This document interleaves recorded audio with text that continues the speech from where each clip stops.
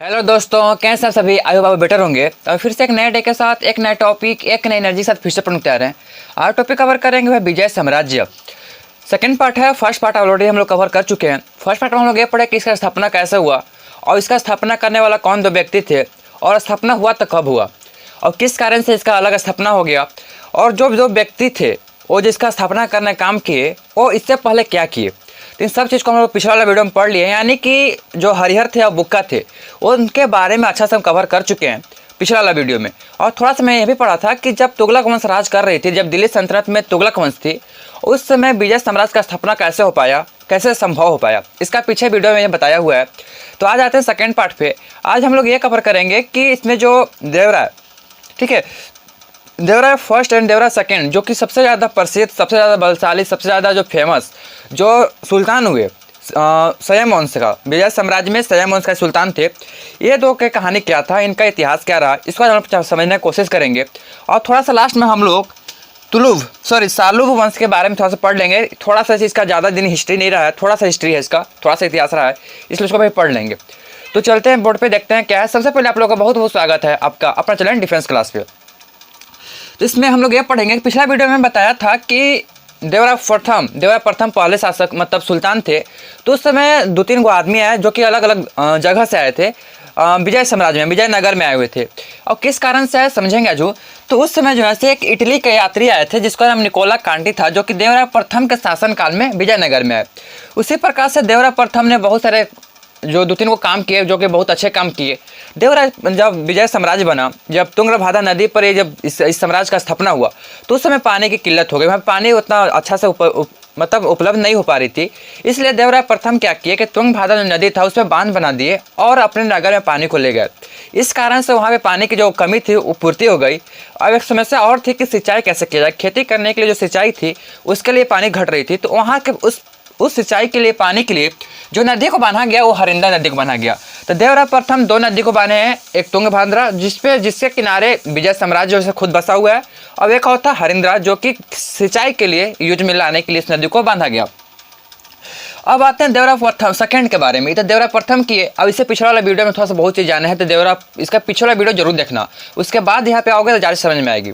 तो देवराय प्रथम फारसी राजदूत थे अब्दुल रजाक, ठीक है, ये कहाँ से फारसी थे, ठीक है, ये फारसी थे। और इसका राजदूत थे जो कि जिसका नाम था अबुल रजाक। देवराय सेकेंड इनके शासनकाल में आए, विजयनगर में देवराय सेकंड काल में ये चीज़ आए हुए थे। अच्छा, इनको हम पढ़ क्यों रहे हैं? क्योंकि इनके एक लिखा हुआ किताब है या फिर जो भी बोलो किताब है, उसमें अगर पढ़ने से ये पता चलता है कि उस समय जो है सेना को, जो उनकी जो सेना थी, जो सैनिक थी, उसको पैसा कैसे दिया जाता था, उनके वेतन कैसे दिए जाते थे। इसलिए हम इसको पढ़ रहे हैं। किसका नाम था? अब्दुल रजाक। किसके जो लिखा हुआ जो पुस्तक है उसके अनुसार पता चलता है कि जो पुलिस वालों को जो वेतन थे वह साले की आय से दी जाती थी। पुलिस वाले जो होते थे, ठीक है, उनको जो पैसा दी जाती थी, जो वेतन दी जाती थी, वो वैसाले की आय से दी जाती थी।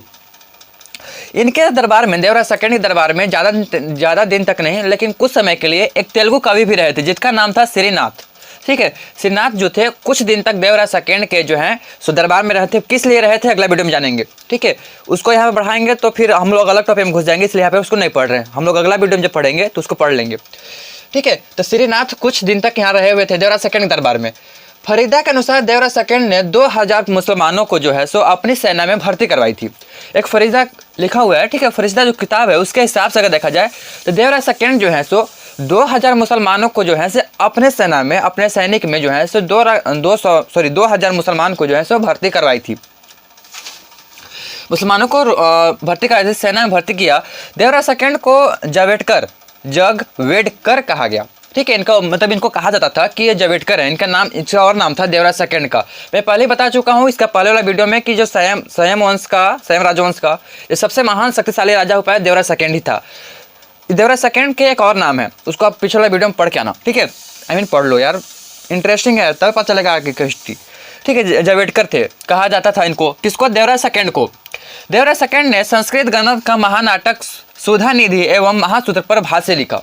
ये देवराय सेकंड क्या किए कि संस्कृत का ग्रंथ था जिसका नाम था महानाटक सुधा निधि एवं महासूत्र। ये जो ग्रंथ है इसको जो है सो उस पर भाष्य लिखा था। ये कौन? देवराय सेकंड लिखे हुए थे। मल्लिकार्जुन को पोर्ट देवराय कहा जाता था। अब मल्लिकार्जुन कौन थे? इसी सयम राजवंश का सुल्तान हुए थे ये भी, ठीक है, ये भी अच्छा खासा इनका भी दबदबा था। तो मल्लिकार्जुन को जो है पोर्ट देवराय कहा जाता था, ठीक है, जो कि 1446 से लेकर 1465 ईस्वी तक के बीच में राज किए हुए थे। 1446 ईस्वी से लेकर 1465 ईस्वी तक राज किए हुए थे। इससे पीछे जो वीडियो है उसमें सभी सुल्तान के बारे में बताया हुआ है कि सयम वंश का जो सुल्तान हुए वो कितने समय तक यहाँ से राज किया, कब से लेकर कब तक राज किए, मैंने पूरा इन डिटेल में कवर किया हुआ है, तो पिछला वीडियो जरूर देखो। तो जो ही थे मल्लिकार्जुन जो थे वो 1446 से लेकर 1465 ईस्वी के बीच में जो है राज किए हुए थे, सुल्तान के कुर्सी पे थे। देवराय की बात किया जाए, देवराय सेकंड की बात किया जाए, देवराय प्रथम हुए इससे पहले वाला, तो 1422 से लेकर 1440 तक जो है सो एक राज किए हुए हैं। कौन? देवराय सेकंड किए हैं, ठीक है। सालुब जो थे नरसिंह ने विजयनगर का दूसरे राजवंश का सालुब। अच्छा, इसके बाद जो वंश आया वो सालुब वंश आया। इसमें जब इसका जो सुल्तान हुए उसको मार करके हत्या करके सालुब वंश का निर्माण किया गया, स्थापना किया गया। तो सालुब वंश जो है विजय साम्राज्य में सालुब वंश जब आया उसका स्थापना हुआ था 1485 ईस्वी से लेकर 1506 ईस्वी तक। ऐसे तो 5 ही है लेकिन अब 6 मानो चलो, कारण क्या है कि अगला वीडियो में पढ़ेंगे हम लोग। तो 1485 लेके 1506 ईस्वी तक जो राज किया, जो सुल्तान राज मतलब जिस राजवंश ने यहाँ पे राज किया विजयनगर में, उसको हम सालुब वंश के नाम से जानते हैं। इसका जो स्थापना करने का काम किया था वो नरसिंह ने किया था। अच्छा, उसके बाद जो वंश आया तुलुब राजवंश आया। इसका स्थापना जो होता है 1505। आप यहाँ पे देख रहे होगे 1485 से 1506 ईस्वी, लेकिन इसका जो है सो तुलुब वंश का जो 1505, ठीक है, 1 साल पीछे मतलब 1 साल आगे कैसे हो सकता है, ठीक है। तो इसका कारण क्या है अगला वीडियो हम लोग समझेंगे। आप लोग समझ में आ रही है ना? जैसे मान लो कि अगर तुलुब वंश जो है 1506 ईस्वी तक राज की है, ठीक है, तो इसका 1505 यहाँ पे लिखा है कि तुलुब वंश जो है 1505 ईस्वी से इसका स्थापना हो गया।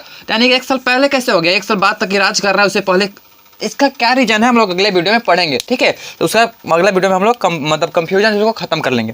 तो 1505 ईस्वी में स्थापना हो जाती है किसका? तुलुब राजवंश का, और 1565 ईस्वी तक चलती है, जिसका वीर नरसिंह ने किया था। इसका स्थापना करने का वीर नरसिंह ने किया। इसमें कौन किया? नरसिंह। इसमें कौन किया? वीर नरसिंह। ध्यान रखना चीज को।